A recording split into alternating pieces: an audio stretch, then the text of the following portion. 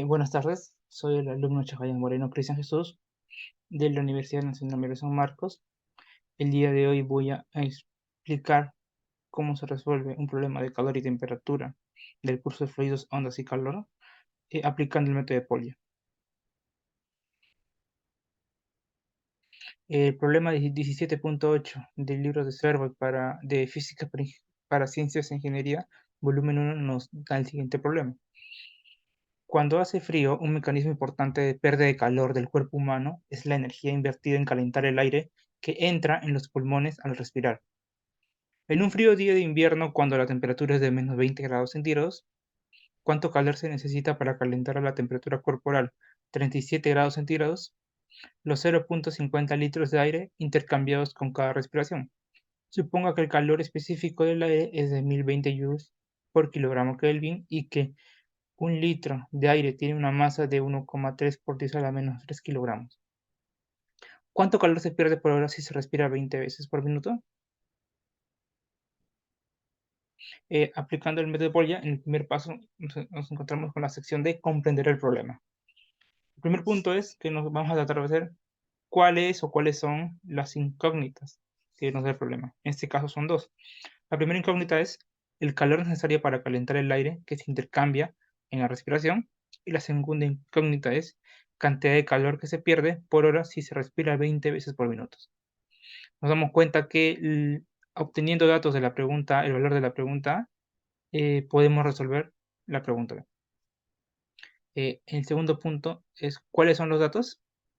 El problema nos brinda los siguientes datos. Temperatura inicial del aire, T sub I es igual a menos 20 grados centígrados. Temperatura final del aire, T sub F es igual a 37 grados centígrados. Volumen del aire es igual a 0,50 litros, el volumen del aire que ingresa al cuerpo. El calor específico del aire, en este caso el problema nos da un calor específico de 1020 joules por kilogramo Kelvin.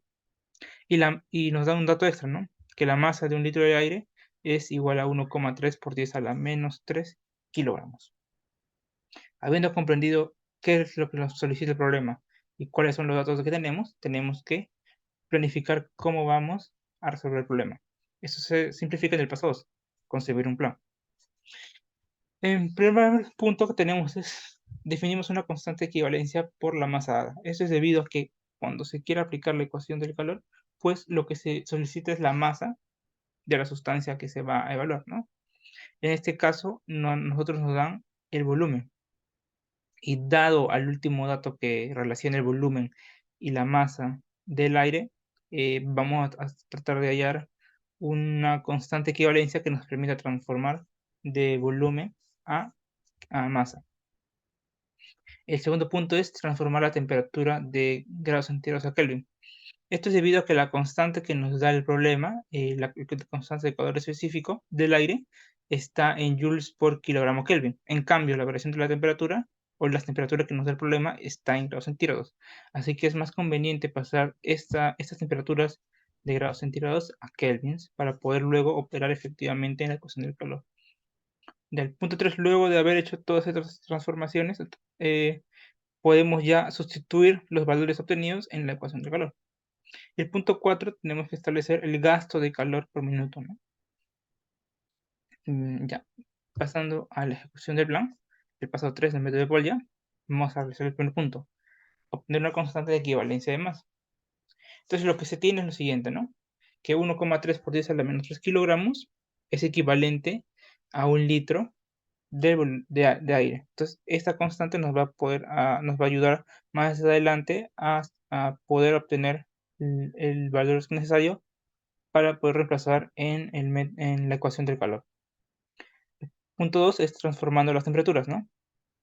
Aplicando pues la regla que los centígrados, de grados centígrados a Kelvin tienen una relación de la cantidad de grados centígrados más 273. El número nos da una transformación de grados Kelvin. Entonces aplicamos eso, ¿no? Temperatura inicial es a menos 20, menos 20 más 273 nos da 247. Esto ya está la transformación en grados Kelvin. Lo mismo con la temperatura final, que nos da 310. Ya, luego obtenido estos parámetros, podemos recién establecer la ecuación de calor tal como se ve ahí, ¿no? El calor transferido. El calor es igual a la masa por el calor específico de la sustancia por la variación de temperatura que presenta esta. Sustituyendo ya los datos hallados, ¿no? Tenemos que el calor es igual a, el primer parámetro que nos pide es la masa. Entonces, sustituimos el volumen que teníamos de 0,5 litros por la constante de equivalencia de la masa, ¿no? De 1,3 por 10 a la menos 3 kilogramos sobre un litro. Multiplicamos esta por el calor específico de 1020 joules por kilogramo Kelvin y multiplicamos esta por la variación de temperatura. Entonces, operando nos vamos a dar cuenta que en el primer término tenemos kilogramos por Kelvin y la unidad de la constante de calor específico es joules sobre kilogramos Kelvin. Por ende, kilogramo y Kelvin se va a simplificar y al final, luego de operar, nos va a dar que el calor que se ha transferido en esta sustancia es igual a 41,759 joules. Pero entonces tenemos que dar cuenta que en este caso se va a aproximar a cifras significativas de 42 joules, debido a que la gran mayoría de los datos está en dos cifras significativas. Ya, ese es el calor que se transfiere, que se necesita para poder calentar el aire que ingresa al cuerpo. Ahora, el segundo inciso del problema era hallar el gasto de calor por respiración. Entonces tenemos lo siguiente. El gasto que se da por la respiración va a ser igual al tiempo que se va a emplear, ¿no? Hemos definido tiempo T. Y nos da que por cada respiración se gasta 42 joules. Pero según también por datos del problema, eh, una persona normal realiza 20 respiraciones por minuto. Entonces se trata de hacer esa equivalencia, ¿no? Como se puede ver ahí, T va a ser igual a 42 joules sobre una respiración por 20 respiraciones sobre un minuto. Total, nos queda una ecuación de gasto, ¿no? Que el gasto de calor por respiración va a ser a T por 820 joules por minuto.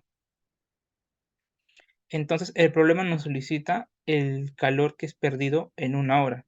Pues obviamente multiplicamos, ¿no? Que el calor de gasto va a ser igual a una hora por 820 joules por minuto, pero una hora tiene una equivalencia de 60 minutos. Al final nos va a quedar que el calor de gasto va a ser 49.200 joules. Pero nuevamente, tenemos los datos que nos dan están a dos cifras significativas, así que tenemos que aproximar, utilizando en este caso un múltiplo, ¿no? Que va a ser al final nos va a dar un valor de 49 kilojoules. Ahora, ahí el paso número 4 de Polya, pues va a ser analizar el resultado. Nos damos cuenta que los valores hallados del calor por respiración va a ser de 68 joules y de que el gasto de calor en los parámetros dados por una hora va a ser de 49 kilojoules. Bueno, estos datos se logró luego de transformar las unidades dadas, puesto que el calor específico brindado no estaba en relación con los valores que tradicionalmente se usan en este tipo de problemas. Tal como le decimos anteriormente, el calor específico estaba en joules sobre kilogramo Kelvin. Entonces tendríamos que tener tanto en la masa y en la variación de la temperatura valores que nos permitan simplificar. En este caso, la masa debía de estar en kilogramos y la temperatura debería estar en Kelvin. O caso contrario hubiese sido tratar de transformar, ¿no? Esa unidad de calor específico, joule kilogramo Kelvin a joule kilogramo por los centígrados. Pero se nos resultó mucho más fácil transformar las temperaturas. Bueno, eso sería todo luego de explicar el método de Polya. Me parece que ha sido muy clara la explicación. Aquí pongo la bibliografía de donde he sacado el problema, ¿no? Serway y Jowett, Física para Ciencias e Ingeniería, volumen 1, séptima edición, Cengage Learning Editores. Gracias.